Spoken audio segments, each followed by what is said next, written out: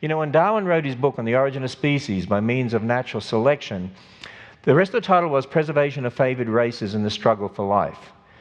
Now, that book was about animals, but at the end, in the last chapter, he said, in the distant future, light will be thrown on the origin of man and his history.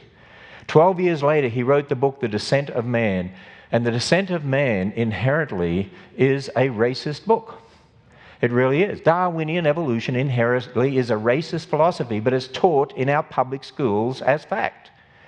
Now, it's interesting, if you look at some things that have happened, like recently, the American Library Association had an award named after Laura Ingalls Wilder because of her Little House on the Prairie series.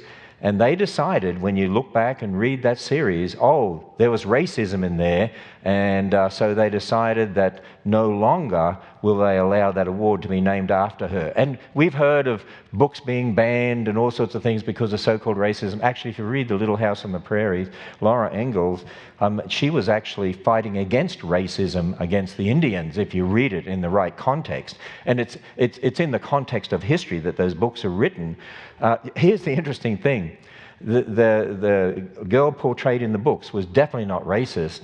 If you're going to say you've got to ban a library award because of those books, they should be banning Darwinian evolution from the school system. But of course, that's not what they want to do, so they ignore that. You know, it's interesting. How many of you here have read The Origin of Species by Darwin? Have actually read it? I see a couple of hands, maybe 3. How many have read The Descent of Man? I'm not sure I see any hands. Do you know most school teachers, majority, have never read The Descent of Man? Do you know, in fact, most evolutionists don't even know what Darwin taught? You read his books and you'll see what he taught. That's why the late Harvard paleontologist Stephen Jay Gould said this: biological arguments for racism may have been common before 1850, but they increased by orders of magnitude following the acceptance of evolutionary theory.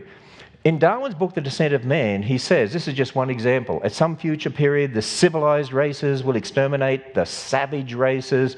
The break between man and his nearest allies will then be wider than the Caucasians and some ape as low as a baboon, instead of now as between the Negro, Australian Aborigines and the gorilla. Do you realize what he's saying? The Australian Aborigines and people from Africa are closer to the apes than the Caucasians. How's that for racism? That's what Darwinian evolution's all about. That's why in 1924 there was a New York Tribune newspaper published that said the missing links were found in Australia, the Australian Aborigines. There were scientists from England and Germany who sent people to Australia to hunt down the Aborigines, to herd them over cliffs or into swamps, and with instructions on how to skin them and boil up their skulls for specimens in the name of evolution. Do you know, in 1925, the year of the Scopes trial, John Scopes supposedly taught from a particular biology textbook about the evolution of man and so on, and actually that was a setup by the ACLU. But did you know the textbook that was sort of the center of this trial in a way, and a major biology textbook used in public schools in America in the 1900s and was used in 1925, said this: the races of man, and based on Darwinian evolution, at the present time there exist upon the earth 5 races, the highest type of all represented by the Caucasians, represented by the civilized white inhabitants of Europe and America. Generations of kids in the public schools, based on evolution, were taught the Caucasians are the highest race. And we wonder why we have so much racism and prejudice in our culture. Now, of course, there's all sorts of other factors, I understand that, but I'm saying we've got to recognize that Darwinian evolution itself is inherently a racist philosophy. And in fact, I like to encourage the church, I want to suggest to us that we get rid of the term races. And I'll tell you why.